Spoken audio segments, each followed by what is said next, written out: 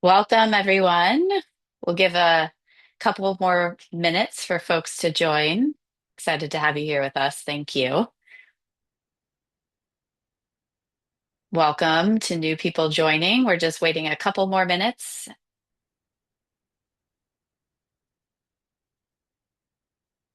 I see more people joining. Welcome. We're just waiting a few minutes for additional folks to join.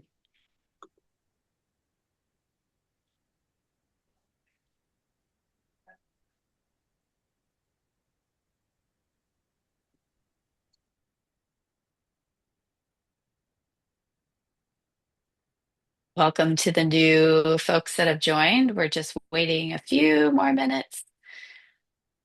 We'll start at two after.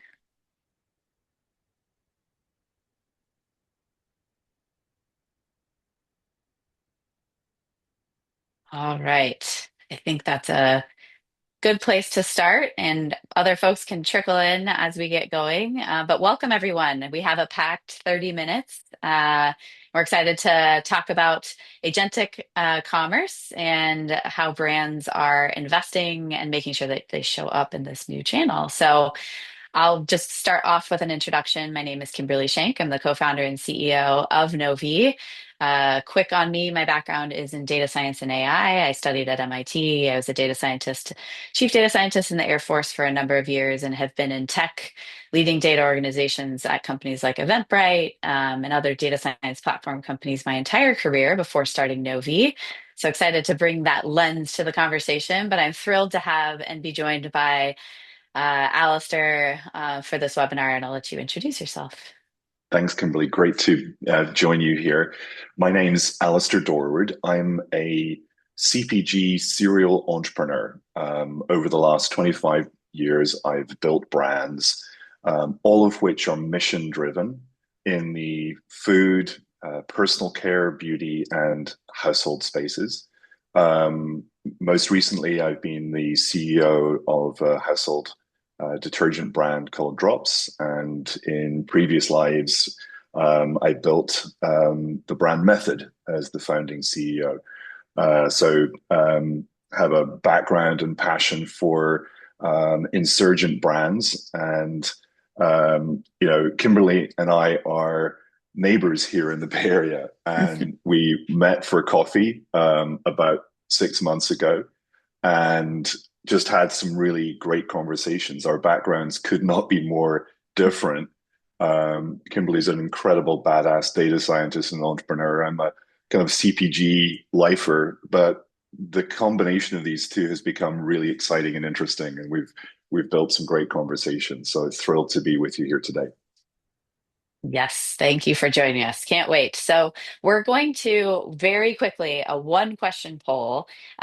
You'll see that come up. If you don't mind just answering as a pulse check, and then that will help us guide the conversation today, just to understand where folks are in terms of your AI journey for AI shopping specifically. So, if you don't mind taking 5 seconds to answer that one question, and then we'll move to today's topics. Okay. So today we're going to be covering wonderful. And so we see a lot of folks are exploring, which is great. So that's perfect for our conversation today.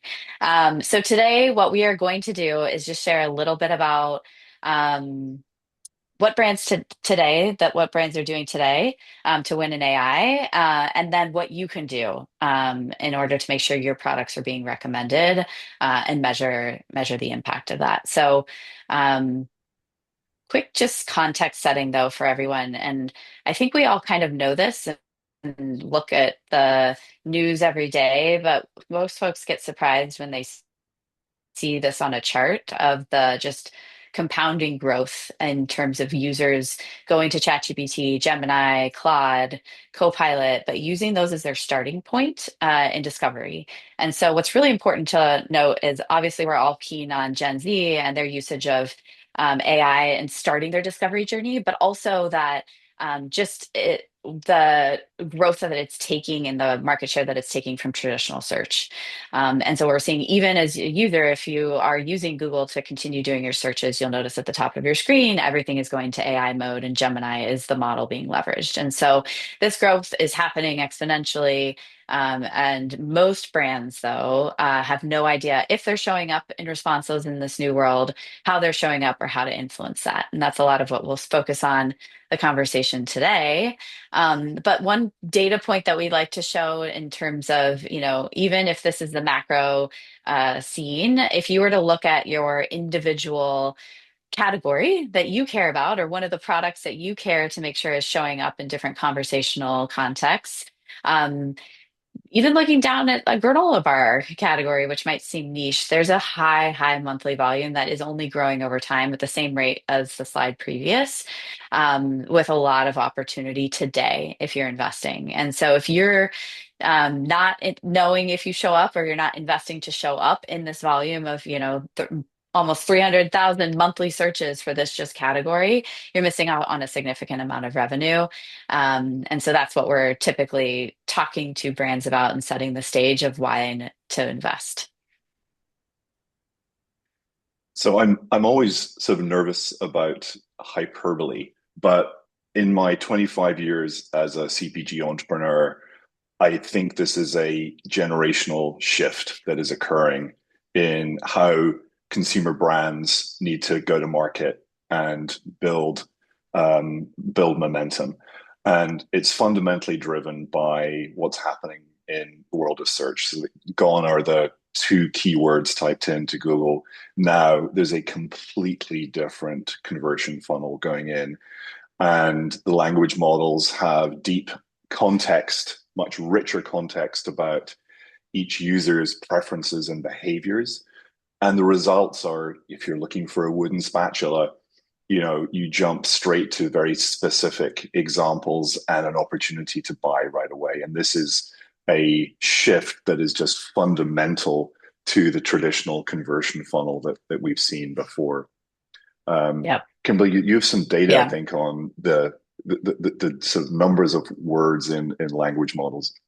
Yeah. Well, I think what's interesting, yeah, to touch on a couple of things that you said there, but so what we see with the Google search is the average number of words. This is a study that was done, well-known study, is 5 words in a Google search, but the average number in a ChatGPT prompt is 23.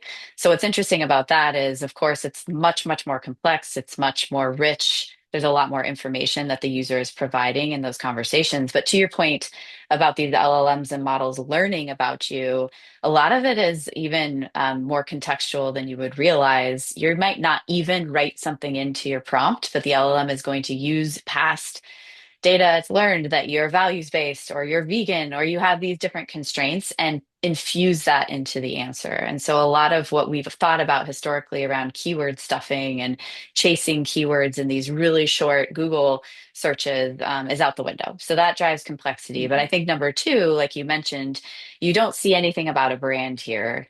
You see individual product cards. And so the game is very different, where you want to make sure your product is being recommended, because there's only a little bit of real estate here. And so if your product's not showing up in the conversation you want it to be in, a lot of times, you're out of the decision set for that consumer. So, So all these changes are just driving a lot of conversations at board level for uh, CPG leaders, CMOs, and CEOs. And some of the conversations that I've been hearing and have first party experience in is that the you're getting questions from the board around which competitors are being recommended instead of us, what's happening in terms of your AI strategy. And what was really striking is that, at Expo West, we heard that, something like 46% of CPG executives feel agentic commerce will very soon, i.e., in the next 12 months, be very disruptive, but only 11% were sort of confident in their company's readiness. So, your boards are expecting a solution, and you to have a plan. And really, that's why Kimberly and I started talking because saw lots of different players with different levels of expertise attempting to do this.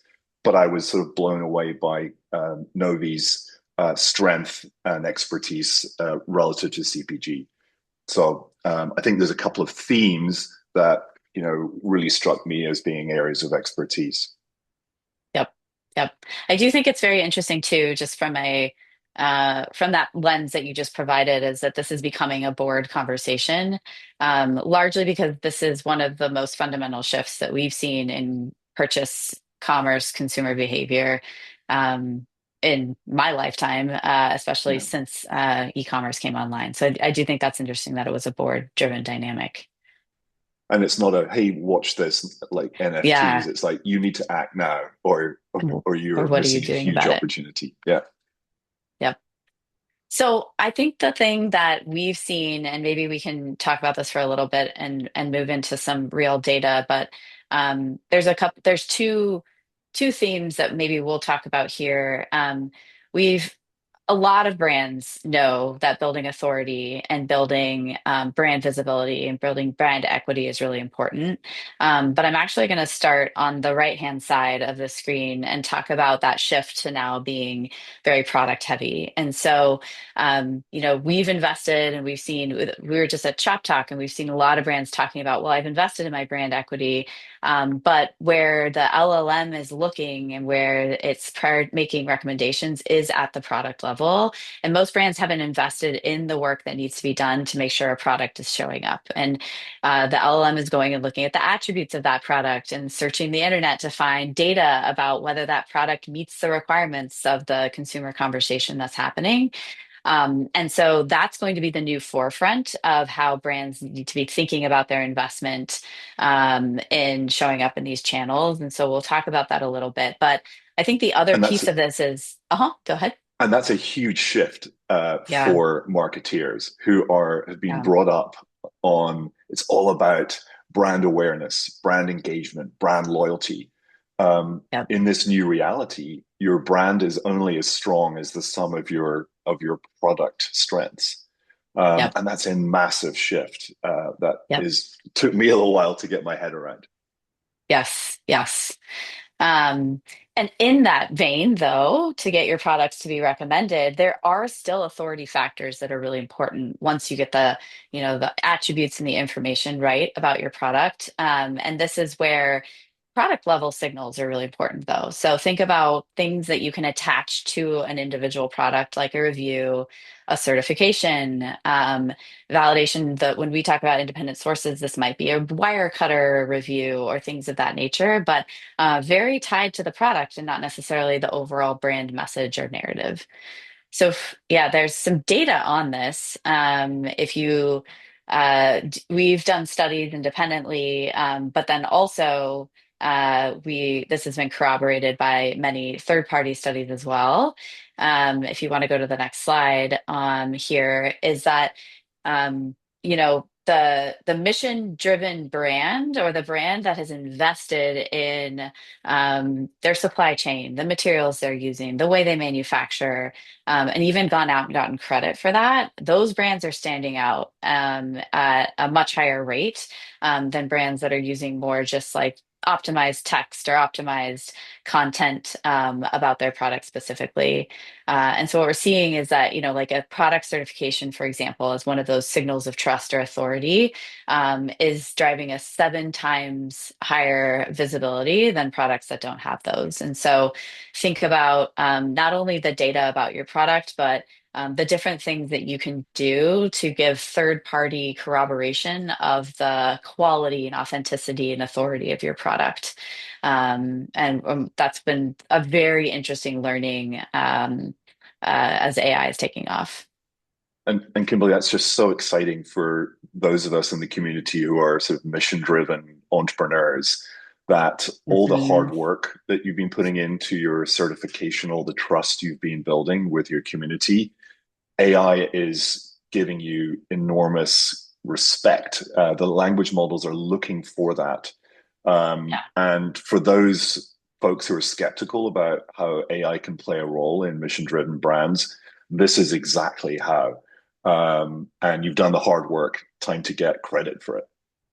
Yeah.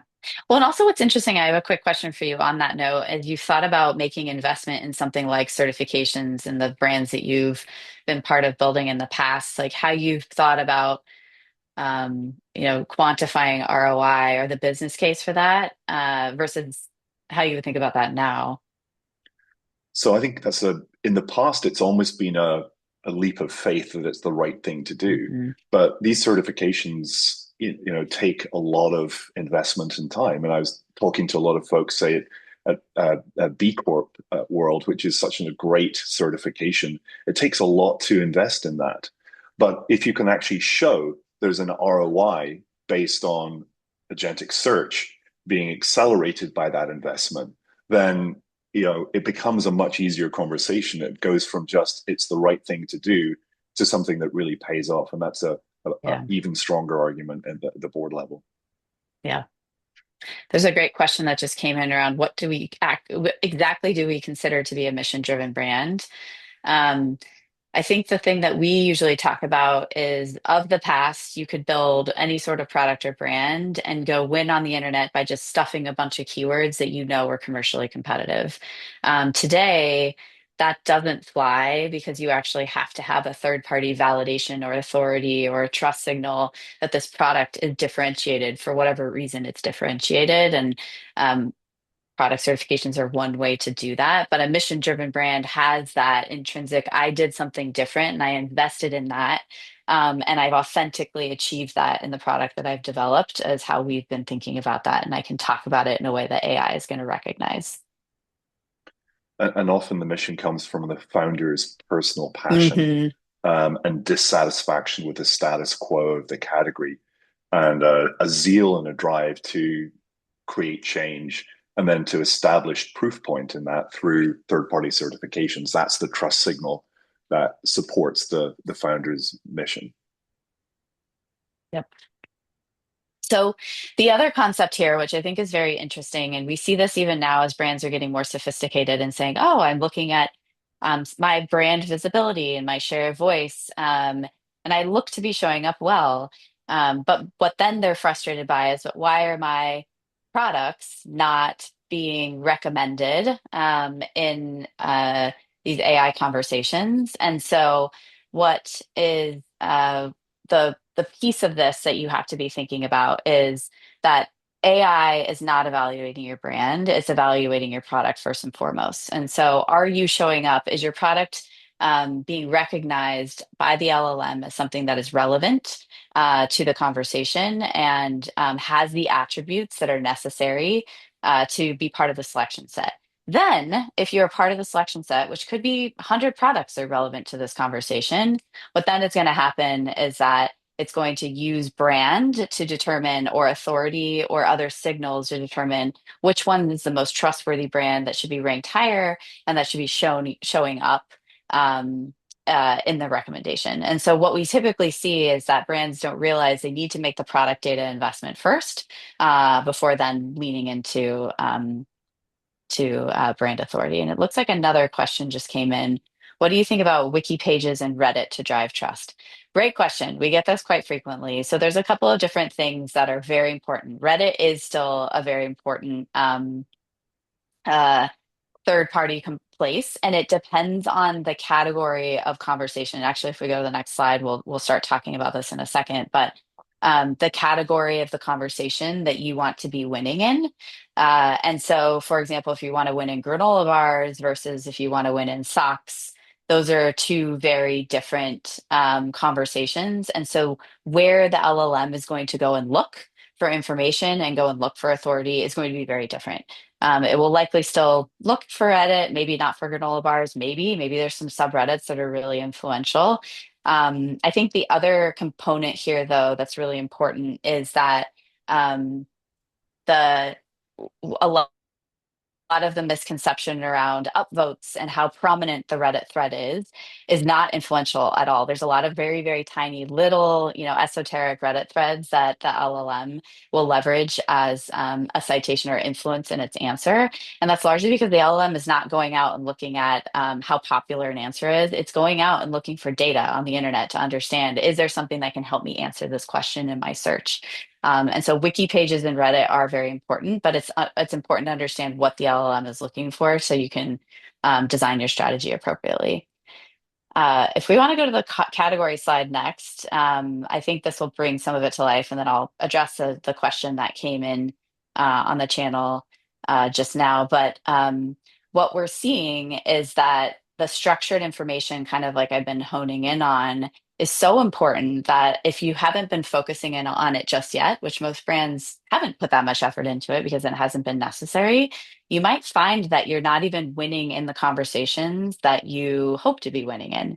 And so here are some examples of well-known products that you might use or you're familiar with. And obviously, there's the product category that we all know that they should be winning in and that that product is associated with. But how AI right now is recognizing their products based on the data that is not only on their website, the retailer websites they sell on, but also in some of these other places like Reddit or places that are describing their products. And so this is an area that really highlights you need to understand what category conversation you want to win in, and then you need to structure your strategy and your data appropriately. And I don't know if there's anything, Alastair, that you want to share on I mean, this. to me, this is just, it's mind blowing that the traditional consumer decision tree that used to rule merchandising and retail and how to think about the business is just completely, these days are numbered. And it's been Yeah. completely redefined. Yep. And maybe this is going to help the question that just came in, but there's a question around, what does it really mean, the shift from brand to product? I know in other industries, these are distinct. There's brand marketing and product marketing.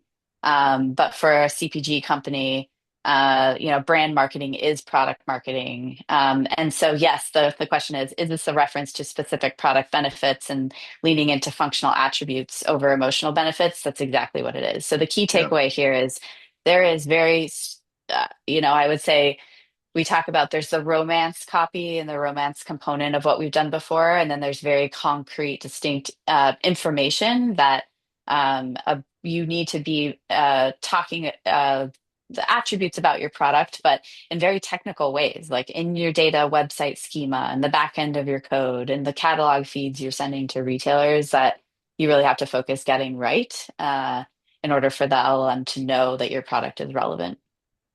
And I think that's an amazing leveling of the playing field. It's an opportunity for Mm, great products with great benefits and attributes to win, as opposed to just because it's part of a historic brand that has some emotional trust factor. So it's a yeah, huge opportunity for insurgents to kind of disrupt that legacy sort of brand aura. yeah. We also had a question just quickly come in around, based on the example, what would have been the correct structure for this Cetaphil gentle cleansing bar? This is really interesting. We had another company with a very similar dynamic. Uh, who was winning in a category that was unexpected. So basically, on this, a lot of this would be what is built into the category attribute component of your data schema. So they might actually have the wrong information, or it might be blank, and so the LLM is building inferences. But the correct structure of this is that you've put the right information into the right parts of the schema that the LLM is looking for. And they might want to be winning in facial cleansers. Maybe that's like an objective for them for the SKU. And so that makes sense. But most of the time it's based on the category that you want that product to be winning in, and which is likely bar soap in this example.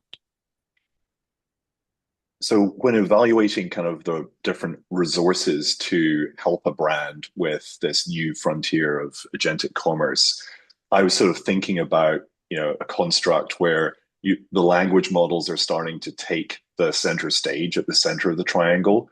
and kind of evaluate the strengths of your partners relative to relationships with other brands, what kind of feeds and relationships with key retailers exist, and what work has been done with third-party certifiers, whether it's a sort of a B Corp or a Wirecutter.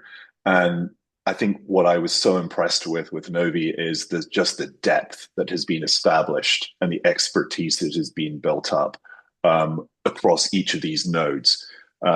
Kimberly, I think you can maybe give some color and quantification of the work that's been going on to bring Novi's leadership to this. Yeah. So what's really interesting is this is kind of, if you look at this map, it's your digital footprint of how you represent your product, which as you can see, it can be represented in many different places on many different surfaces. And then ultimately how that's fed to the LLM. And so for us, a lot of the priority that we focused on is working with actually thousands of brands to help them structure the information that they have. And that would be, on their website or in their catalog, the attributes about their products so that it's optimized to for the LLMs that are in the middle of this. Some of this also, though, is we work with dozens of different third-party certifiers.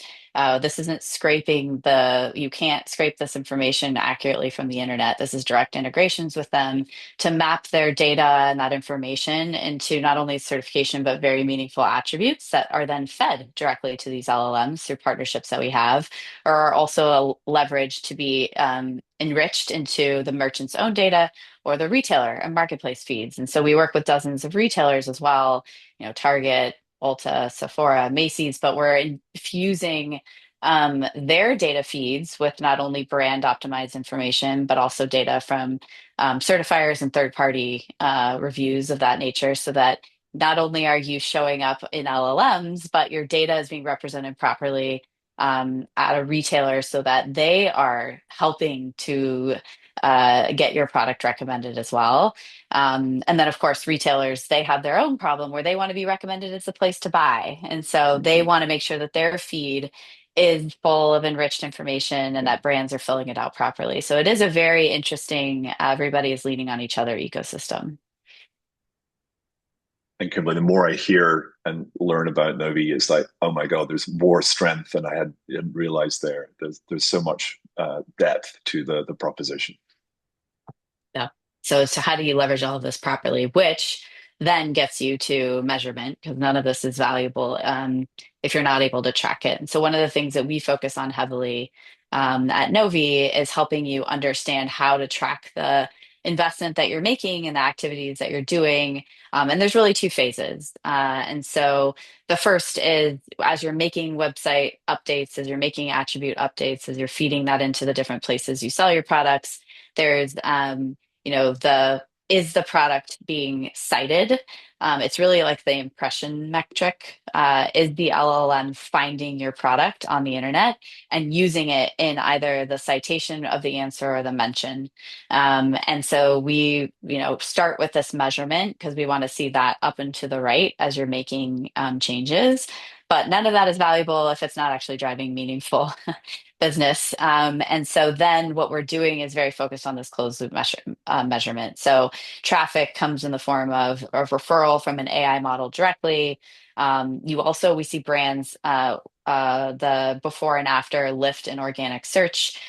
I'm sure many of you have seen the data point, but 80% of searches result in a zero click. There are no clicks. And so, what you do need to recognize as a consumer is going to your website directly. They're searching to find a product. They're going to Amazon. There's lots of different places to continue that purchase. And so, then you want to see the AI influenced revenue in terms of where did that traffic come from?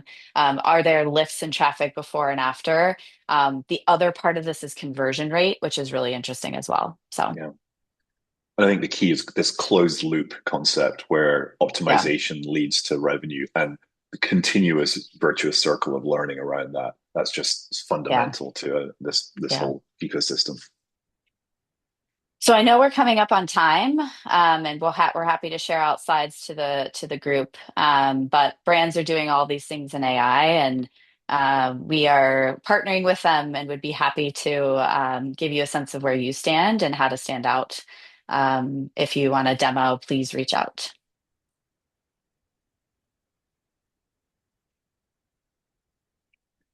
And I think just as a wrap, if you're an established brand, you've got an opportunity to defend your position as your portfolio is under sort of change from a product point of view as this new storefront comes front and center. And if you're an insurgent brand, you've got this like once in a lifetime opportunity to gain share early and then ride the wave before your competitors do. So I think from Yeah, a board point of view, now is the time to act. yeah, yep, exactly. Well, thank you all for joining. I know that was a fast 30 minutes. Please reach out. Happy to answer more questions independently and provide information uh, for you in your specific context as you're exploring. Thanks all.